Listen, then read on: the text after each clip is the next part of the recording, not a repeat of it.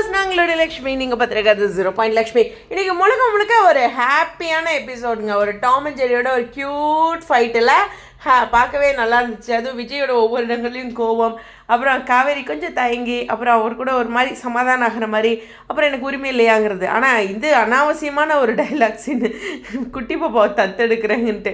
So அது மட்டும் எனக்கு புரியல. பட் ஆனால் கொஞ்சம் மூவ் ஆன் ஆயிருக்காங்க. ஓகேவா, காவேரி வந்து குட்டி காவேரி அப்படின்றதுல கொஞ்சம் நிறையா மாற்றங்கள் இருக்குது.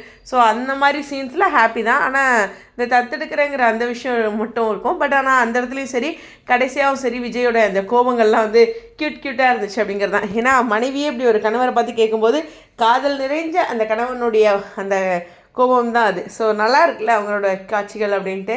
ஸோ ஒவ்வொரு இடங்கள்லையும் அந்த குழந்தை சார்ந்து, அந்த வாழ்க்கையில் பொதுவாக யாருக்குள்ள பிரச்சனைனாலும் அந்த குழந்தை சார்ந்து சரியாயிடுவாங்க. இதுதான் அந்த குழந்தைங்களோட பயங்கரமான மேஜிக்.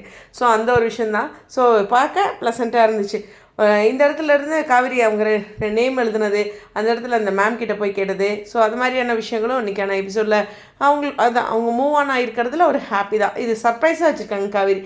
விஜய்கிட்டையும் சொல்ல, அம்மாக்கிட்டையும் சொல்ல, என் குட்டி காவேரிக்கும் தெரியாது. அந்த போட்டிகள் நானும் ரொம்ப ஆவலாக வெயிட் பண்ணிகிட்ருக்கேன். இந்த வாரத்துக்கான சுவாரஸ்யம் இந்த சீன்ஸ் எல்லாமே அப்படிங்கிறது தான். பட் போட்டிகளை பொறுத்தவரை எனக்கு தெரிஞ்ச அடுத்த மாதம் தான் வரும் அப்படின்னு நான் நினைக்கிறேன். எனிவேஸ் வெயிட் பண்ணுவோம். உங்களுடைய கருத்துக்கள் ஸ்டேடியம்.